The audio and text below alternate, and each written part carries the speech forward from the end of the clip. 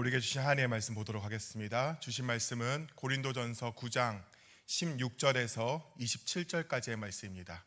제가 가진 성경으로는 신약 273면에 있습니다. 고린도전서 9장 16절에서 27절까지의 말씀을 제가 봉독하도록 하겠습니다. 내가 복음을 전할지라도 자랑할 것이 없음은 내가 부득불할 일임이라. 만일 복음을 전하지 아니하면 내게 화가 있을 것이로다. 내가 내 자의로 이것을 행하면 상을 얻으려니와 내가 자의로 아니한다 할지라도 나는 사명을 받았노라. 그런즉 내 상이 무엇이냐? 내가 복음을 전할 때에 값없이 전하고 복음으로 말미암아 내게 있는 권리를 다 쓰지 아니하는 이것이로다. 내가 모든 사람에게서 자유로우나 스스로 모든 사람에게 종이 된 것은 더 많은 사람을 얻고자 함이라. 유대인들에게 내가 유대인과 같이 된 것은 유대인들을 얻고자 함이요, 율법 아래에 있는 자들에게는 내가 율법 아래에 있지 아니하나 율법 아래에 있는 자같이 된 것은 율법 아래에 있는 자들을 얻고자 함이요, 율법 없는 자에게는 내가 하나님께는 율법 없는 자가 아니요 도리어 그리스도의 율법 아래에 있는 자이나 율법 없는 자와 같이 된 것은 율법 없는 자들을 얻고자 함이라. 약한 자들에게 내가 약한 자와 같이 된 것은 약한 자들을 얻고자 함이요, 내가 여러 사람에게 여러 모습이 된 것은 아무쪼록 몇 사람이라도 구원하고자 함이니 내가 복음을 위하여 모든 것을 행함은 복음에 참여하고자 함이라. 운동장에서 다름질하는 자들이 다 달릴지라도 오직 상을 받는 사람은 한 사람인 줄을 너희가 알지 못하느냐? 너희도 상을 받도록 이와 같이 다름질하라. 이기기를 다투는 자마다 모든 일에 절제하나니 그들은 썩을 승리자의 관을 얻고자 하되 우리는 썩지 아니할 것을 얻고자 하노라. 그러므로 나는 다름질하기를 향방 없는 것 같이 하지 아니하고 싸우기를 허공에 치는 것 같이 아니하며 내가 내 몸을 쳐 복종하게 함은 내가 남에게 전파한 후에 자신이 도리어 버림을 당할까 두려워함이로다. 아멘. 이 말씀은 살아계신 하나님의 말씀입니다. 하나님께 감사드립니다. 아멘. 할렐루야. 오늘에게 주시는 말씀으로 성도님들 모두에게 은혜와 평강이 가득하기를 예수님 이름으로 축복합니다. 오늘 이 시간은 주신 말씀을 통해서 너희도 상을 받도록 이라는 제목으로 말씀을 함께 나누고자 합니다. 오늘 말씀 제목은 우리가 읽은 말씀 중에 24절에 있는 말씀 중 한 부분입니다. 24절을 다시 한번 읽어보면 운동장에서 다름질하는 자들이 다 달릴지라도 오직 상을 받는 사람은 한 사람인 줄을 너희가 알지 못하느냐? 너희도 상을 받도록 이와 같이 다름질하라 라고 되어 있습니다. 말씀이 조금 어렵습니다. 실천하기 어렵다기보다는 난해한 말씀입니다. 이 말씀이 뜻하는 상은 무엇을 말하는 것인지, 또한 만약 상을 받게 된다면 1등만 받을 수 있는 것인지, 그러면 너희도 상을 받도록 다름질하라고 하는 것은 서로 경쟁하라는 것인지 어떤 것인지 이야기가 조금 어렵다는 것입니다. 바울이 말하고 싶은 것은 무엇일까요? 먼저 말씀의 앞뒤를 함께 읽어보면 바울이 말하고 있는 상이란 복음에 참여하는 것을 말합니다. 즉 구원을 말하고 있는 것입니다. 그리고 이 복음에 참여하는 구원이란 절제와 철저한 복종 가운데 얻게 되는 것임을 말하고 있습니다. 이렇게 보면 매우 간단한 이야기 같은데 왜 이렇게 바울은 어렵게 적어놨는가 싶지만 그가 이렇게 말하는데도 이유가 다 있습니다. 구원을 이해하기란 쉬운 것 같으면서도 참 어려운 것이기 때문입니다. 먼저 바울이 이 구원을 설명하면서 복음에 동참하는 것으로 이야기하는 이유는 복음 선포를 통하여서 많은 사람이 구원받음으로써 자신이 복음의 덕을 입고자 하였기 때문입니다. 그런데 이게 많이 들어본 얘기 같지 않습니까? 저기 다른 이단에서 자주 하는 이야기 하는 것 같지 않습니까? 내가 전도함으로 인해서 내가 구원받게 되는 것. 바로 이 이단들이 많이 하는 이야기입니다. 전도를 많이 하면 할수록 내가 그 정해진 인원 안에 들어갈 수 있게 되고 그러므로 구원받게 된다는 그런 얘기를 하죠.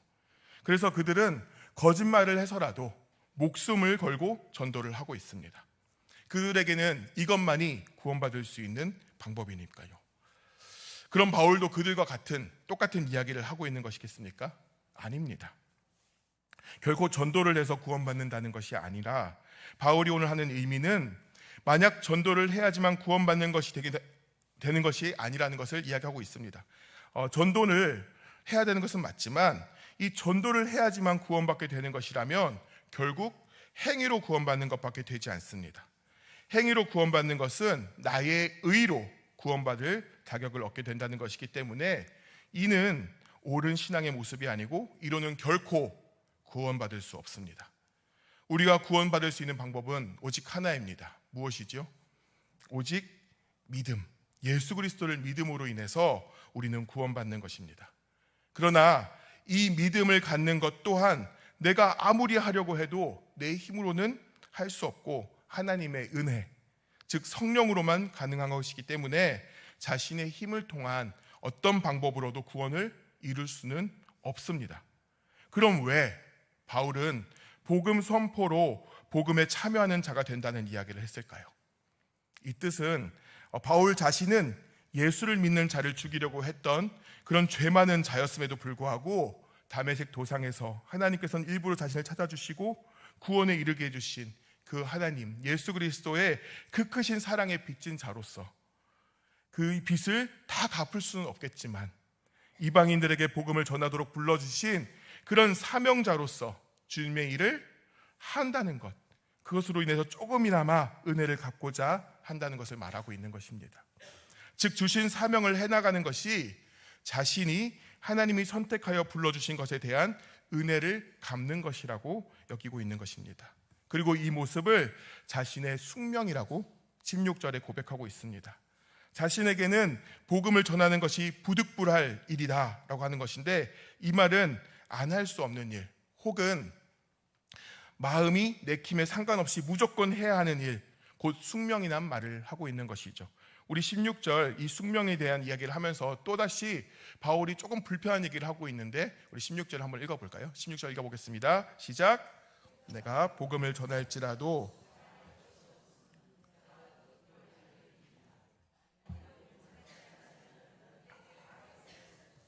아멘. 숙명의 일이라기에 이 일은 무조건 해야 되는 것인데, 그렇지 않으면 자신에게 화가 있을 것이로다 라고 말하고 있습니다. 바울에게 화란 무엇입니까? 구원받지 못하는 것입니다. 이것을 어떻게 찾을 수 있냐면 29절에 자신이 걱정하는 것이 무엇인지를 잘 말하고 있지 않습니까? 마지막에 하나님께 버림받는 것을 두려워하고 있다고 자신이 고백하고 있습니다. 그런데 이거 바울에게만 문제가 아니라 우리에게도 무서운 말 아닙니까? 우리의 대부분의 삶을 돌아보면 나의 신앙생활에는 올바로 하기 위해서 애쓰고 힘쓰는 것이 많은데 복음을 전하는 것에는 그렇게 신경 쓰지 못하고 살아가고 있기 때문입니다. 물론 나는 복음을 전하는 것이 내 숙명은 아니야 라고 말할 수도 있겠지만 결코 그렇지 않습니다. 우리는 예수님께 예루살렘과 온 유대와 사마리아와 땅끝까지 이르러 내 증인이 되라는 명령을 받은 자들이기 때문에 우리의 숙명 또한 바울과 결코 다르지 않다는 것이죠. 그럼 우리도 우리의 숙명인 복음을 전하는 일에 게으르 나면 화를 입을 수 있다는 뜻이니 이거 큰일입니다. 그런데 이렇게 말씀을 묵상하다 보면 구원은 믿음으로만 가능하다는 것이 아닌가 하는 그런 앞선 고민이 다시 한번 시작되는 것이죠. 이런 고민을 해결하기 위해서는 우리는 구원에 관한 올바른 이해가 반드시 필요합니다. 여러분께 구원에 대해서 한번 질문하겠습니다. 여러분은 구원받은 자이십니까? 질문이 어렵습니까? 그럼 다시 한번 질문하겠습니다. 여러분은 지금 당장 죽어도 천국, 즉 하나님의 나라에 들어가 영생을 누리는 사람이 맞습니까? 아멘. 확신하십니까? 왜 확신하십니까? 믿으시기 때문이죠. 이 믿음, 이 확신은 분명히 우리가 가지고 있어야 합니다. 그러나 이와 함께 우리가 가지고 있어야 할 또 한 가지가 있습니다. 고린도의 많은 신앙인 가운데서 강한 자라고 표현되는 자들이 있습니다. 이들은 이미 구원은 완성된 것으로서 완성된 구원이 이미 그들의 소유인 양 자만한 모습들을 보입니다. 그러나 바울은 이 구원은 완성된 것이 아님을 강조하면서 목표를 향하고 계속해서 달려가야 함을 오늘 말씀에서 이야기를 하는 것이죠. 바울은 24절에서 26절을 통해서 믿는 자들의 경거망동에 경고하기 위해서 달리기 선수와 격투기 선수로 예를 들고 있습니다. 이 구원의 완성을 위해서는 절제하며 달려갈 것을 권면하고 있는 것이죠. 고린도에서는 2년마다 이스미안 경기가 열렸습니다. 이 이스미안 경기는 올림픽과 비슷하긴 하지만 달리기, 격투기 등의 4가지 종목의 대회를 여는 것을 이야기합니다. 이것이 고린도의 사람들에게는 늘 있었던, 2년마다 있었던 일이었기 때문에 이것을 예로 고린도에게 이야기를 하면 고린도인들은 잘 이해할 수 있었던 것입니다.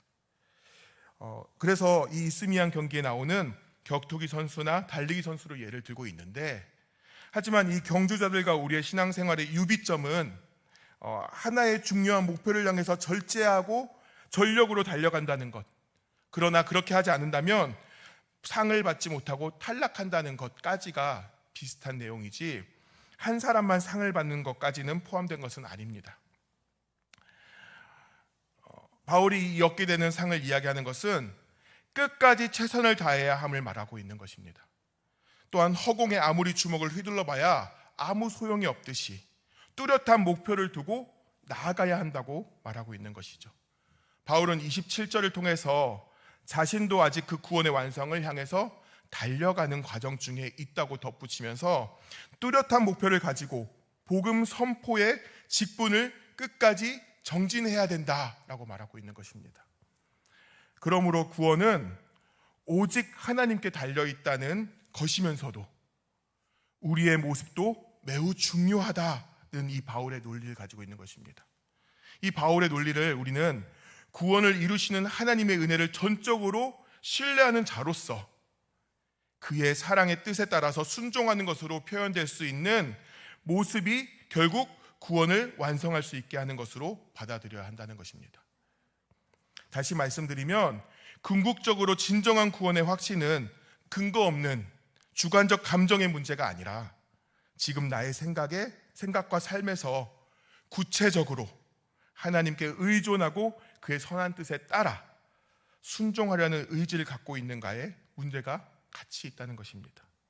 이 의지가 내게서 확인되는 한 나는 하나님이 나를 계속 그 관계 속에 지탱지켜 주시는 그 계신다는 사실을 깨달아서 구원의 확신을 가지고 안도할 수 있게 되는 것입니다. 그러나 이 의지가 약화되거나 흔들릴 때에 우리는 스스로 불신앙적인 도전을 받고 있음을 인식하여서 하나님과의 올바른 관계에서 자신이 불신앙과 불순종으로 벗어나 뛰쳐나온 것이 아닌가를 늘 살펴보고 확증하고 살아야 한다는 것을 이야기하는 것입니다. 혹시 살펴보았을 때 하나님과의 관계가 불안정하다면 그 불신앙의 유혹을 다시금 새롭게 하나님의 은혜에 의지하고 그의 선한 뜻에 순종하려는 결단하는 일이 우리가 가지고 있어야 될 모습이고, 그것을 통해서 하나님과의 올바른 관계 속에 속히 복귀해야 되는 것이 우리의 신앙 모습이다라고 이야기하는 것입니다. 이렇게 하나님 나라의 완성과 그때 있을 우리의 구원의 완성 때까지 우리는 우리의 믿음을 완전할 수 없음을 인정하고 사탄과 그런 세력의 공격에 계속 노출될 때면 회개와 새로운 신앙의 결단을 되풀이해야 된다고 말하는 것입니다. 늘 날마다 회개와 신앙의 결단을 새롭게 해야 하는 약한 존재의 우리는 우리의 구원의 완성을 향하여 확실히 달려가는 자로서의 구원의 확신을 가져야 하는 것입니다. 왜냐하면 이 모습이 곧 사탄의 주권을 뿌리치고 예수님의 주권에 순종하겠다고 하는 결단의 모습이자 그것이 성령이 우리 안에 내주하고 계신다는 증거이기 때문입니다. 이렇게 성도는 구원의 확신을 가지고 안도할 수 있어야 하나, 구원의 확신이 자만과 방종이 되지 않도록 자제하고 회개하고 새롭게 결단하는 그 표대를 향하여 달려나가는 자로서 두렵고 떨림의 긴장도 동시에 가지고 있어야 하는 것을 말합니다. 이 두 가지가 상호작용을 하면서 동시에 있을 때에 이것이 진정한 신앙의 모습이다라고 할 수 있는 것입니다. 기독교의 은혜의 복음이 값싼 복음으로 전락하지 않으려면 바울이 오늘 가르침을 통해서 우리에게 알려주는 것을 올바로 이해해야 합니다. 이 가르침을 잘 이해하기 위해서는 우리는 우리의 구원의 종말론적 유보사항을 이해해야 한다는 것이죠. 이 유보사항이라는 것은 그리스도의 초림으로 인해서 하나님 나라가 이미 출범하고 우리는 구원을 받았지만 이 구원이 첫 열매에 불과하다는 것을 인정하는 것입니다. 결국 그리스도의 재림 때가 되어야만 모두 하나님의 심판대 앞에 서게 될 것이고 그때 구원이 완성된다는 것을 이해해야 한다는 것이죠. 우리가 이미 받은 구원은 첫 열매로서 첫 열매는 장차 받을 완성된 구원에 대한 보증금인 것을 이해하시면 됩니다. 그러나 이 보증금은 우리가 하나님과의 구원의 관계에 서 있을 때만 효력이 있음 또한 함께 기억해야 합니다. 바울은 구원의 첫 열매를 받았다는 것을 칭의라고 표현합니다. 의인됨에는 두 가지 측면이 있습니다. 하나는 법정적 무죄 선언입니다. 이는 곧 의인이라는 선언입니다. 그러나 칭의를 순전히 법정적 범주로만 이해하려고 하면 윤리적으로 설 공간이 하나도 없게 됩니다. 바로 이 부분에 극단적으로 집착하는 모습이 이단 중에 구원파가 있습니다. 하나님께서 우리를 이미 의인이라고 선언하셨으니까 종말의 심판에서 우리는 의인으로 확인되는 일만 남았고 결국 구원을 따놓은 당상이라고만 집착하고 있는 모습입니다. 그러나 칭의에는 보다 기본적인 관계론적 측면이 있습니다. 구약을 보면 의라고 하는 것은 기본적으로 관계론적 개념으로 관계 속에서 나오는 의무를 이야기하고 있습니다. 이 의무를 다하는 모습이 의롭다라고 하는 것이죠. 사람은 수많은 관계 안에서 그런 그물망 안에서 살아가고 있습니다. 모든 관계는 관계 속에 있는 두 파트너에게 서로에 대한 의무를 짊어지고 그것을 이행하는 데서 이어지고 있음을 우리는 기억해야 합니다. 예를 들어 부자 관계가 있다면 아버지는 자식을 잘 부양하는 의무를 받았고 자녀는 아버지를 공경하고 순종하는 의무를 부여받았습니다. 관계 속에 있는 이 두 파트너들이 이 관계에서 나오는 자기 쪽의 의무를 잘 행하면 그 관계는 원만한 관계가 되는 것이죠. 바로 이 원만한 관계를 성경은 샬롬이라고 표현합니다. 즉 평화를 이루는 것이라고 말하는 것이죠.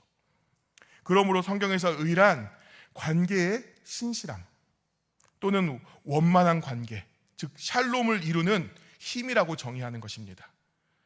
반대로 관계에서 나오는 의무를 다하지 않는 것을 불의라고 말합니다. 불의는 관계를 갈등으로 만듭니다. 갈등을 초래하게 하는 것이죠. 탕자의 비유는 예수님께서 창세기의 아담의 이야기를 새롭게 말씀하신 것입니다. 아담이 하나님과의 관계에서 나오는 자기 쪽의 의무, 즉 하나님께 의지하고 순종하기를 거부하고 내 자력으로 자원으로 살겠다면서 하나님께 등을 돌리고 가버리는 그런 비극적인 모습으로 인해서 사람의 근본 문제를 설명하고 있는 것입니다. 창조주 하나님과 피조물 인간 간의 관계에서 나오는 의무를 다하지 않았기 때문에 아담은 불의한 자가 되었다고 말하는 것이죠. 그 불의의 행위의 대가는 이방인의 종이 되고 결국 굶어 죽음에 이르게 된 것입니다.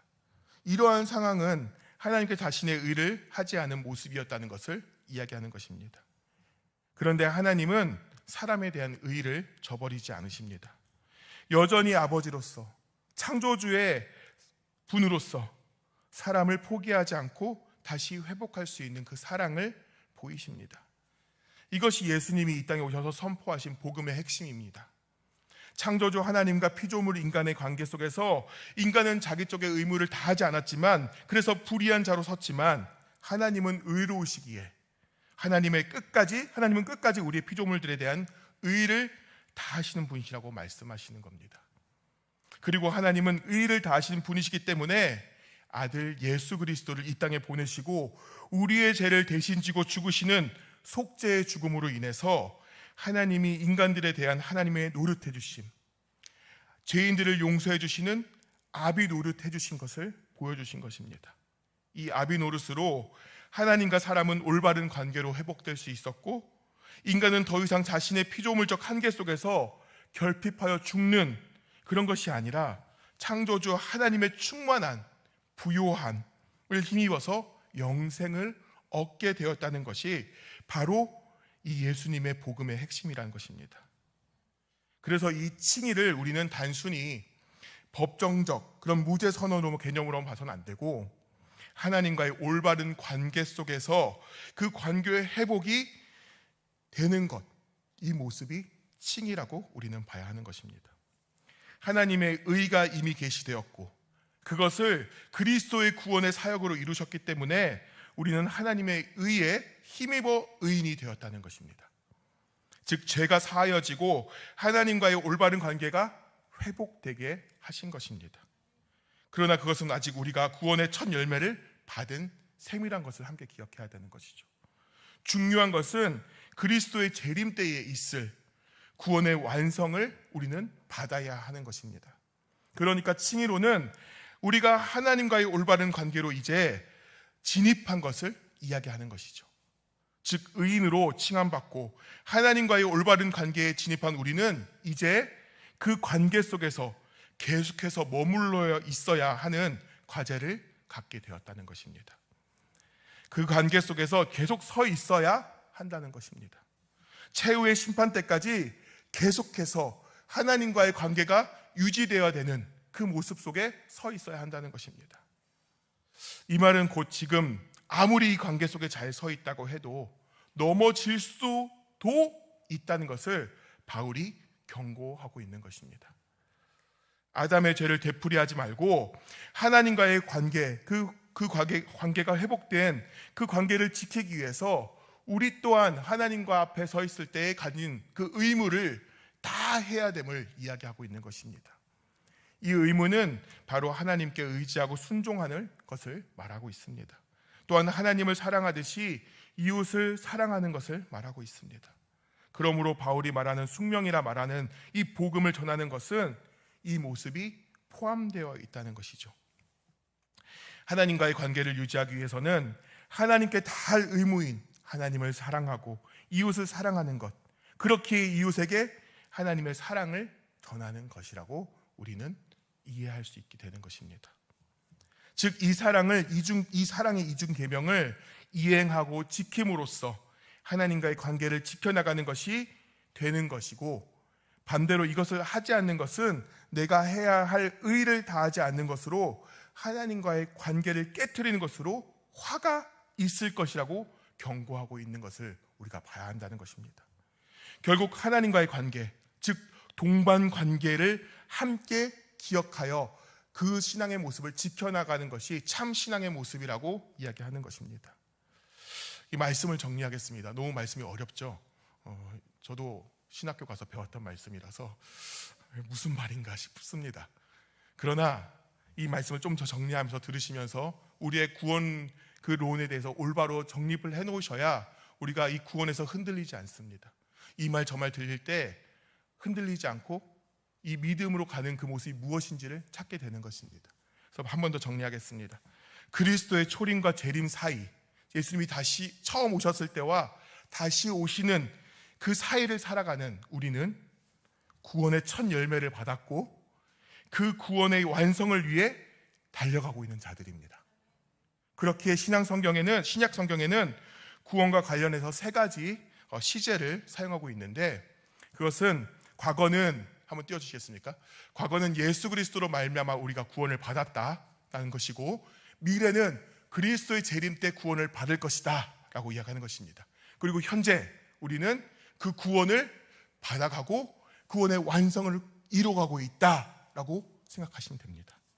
이 시제를 우리의 신앙의 모습에 대입하면 두 가지 모습을 함께 기억하고 실천해야 되는 것으로 이어지게 되는데, 첫째로 하나님께서 우리를 그의 은혜로 그와의 올바른 구원의 관계에 진입시키시고 끝까지 그 속에 지탱하여 주신다는 것을 기억해야 합니다.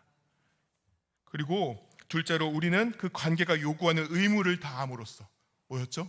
하나님을 사랑하고 이웃을 사랑하는 것입니다. 그 관계 안에 계속 서 있게 되는 것이 중요한 것이고, 그 의무를 다하지 못하면 아담의 범죄를 되풀이하는 것이다. 그러므로 그 구원의 관계에서 스스로 탈락할 수 있음을 우리는 기억해야 한다는 것입니다. 잘못하면 이것도 이단이 될 수 있게 제가 함부로 말할 수는 없습니다. 그러나 우리가 믿음의 모습이 아까 처음 말씀드렸다는 것처럼 제가 할 수 있는 것은 없습니다. 이 믿는 것조차 하나님이 하시는 것이고 성령이 임해야만 가능한 것입니다. 그래서 우리는 이 성령과의 관계가 중요하다는 것입니다. 내가 믿는다, 내가 입으로 고백을 한다고 할지라도 성령의 인도하심으로 믿는 자가 아니면 참된 믿음이 아니라는 것을 우리가 기억해야 한다는 것이죠. 그러니까 이 믿음을 갖기 위해서는 하나님이 우리에게 주신 그 의를 다 하는 행동이 또한 있어야 함을, 근데 이 행동도 성령께서 인도해 주셔야만 할 수 있는 것이기 때문에 이 행동이 내 삶에 없다면 우리가 참된 그리스도로 서 있는 것인지를 고민해 봐야 한다는 것을 말씀드리는 것입니다. 우리는 늘 우리의 믿음을 체크하고 확증받아야 함을, 확증해야 됨을 이 바울이 오늘 이야기한다는 것을 말씀드리는 것입니다. 그러니까 즉 우리에게 구원의 확신을 주고 안도함을 주셨던 그 마음이 있으되, 또한 우리가 떨림을 가지고 끝까지 노력하는 것을 추구해야 되는 것을 함께 이야기하는 것입니다. 우리는 이 두 가지 가운데 어느 하나도 약화시켜서는 안 되는 것입니다. 이 두 가지를 긴장 가운데서 함께 유지해 나가는 것이 올바른 신앙생활이다라고 할 수 있는 것입니다. 구원의 확신과 안도를 누리면서 동시에 이 안도함이 지나쳐서 방탕함으로 흘러가지 않을까, 늘 하나님께 물어보고 돌아보면서 두렵고 떨림으로 주님의 자녀로서의 길을 가는 것이 참 신앙의 모습인 것입니다. 이 두 가지 신앙의 모습을 가진 그런 신앙생활을 함으로 주님이 허락해 주신, 그리고 알려주시는 구원의 길을 끝까지 달려가시는 저와 여러분 모두가 되기를 예수님 이름으로 축복합니다. 우리 옆 사람에게 겉면 인사하고 말씀을 마치도록 하겠습니다. 우리 옆 사람 보면서 이야기하겠습니다.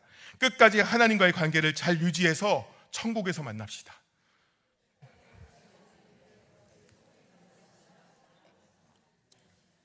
예, 우린 천국에서 만나야 합니다. 아멘. 기도하겠습니다. 할렐루야. 모든 것의 주인 되시고 참된 진리와 소망 되신 하나님 아버지, 오늘도 하나님 전에 나와 기도하게 하시고 말씀 듣게 하심에 감사드립니다. 우리를 구원으로 인도해 주심에 감사드립니다. 그러나 우리의 신앙의 모습에는 안심과 기쁨만이 아닌 그와 함께 하나님과의 관계 속 의무를 다해야 함을 깨닫게 하심 너무나 감사합니다.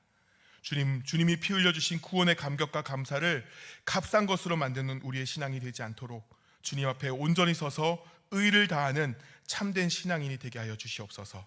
또한 늘 우리의 신앙을 돌아보며 확증하는 자가 되게 하시고 겸손과 결단과 회개의 삶이 늘 우리의 모습 안에 있게 하여 주시옵소서. 하나님의 그 크신 사랑하심과 은혜와 인도하심에 모든 영광과 찬양과 감사를 올려드리오며 예수님 이름으로 기도하옵나이다. 아멘.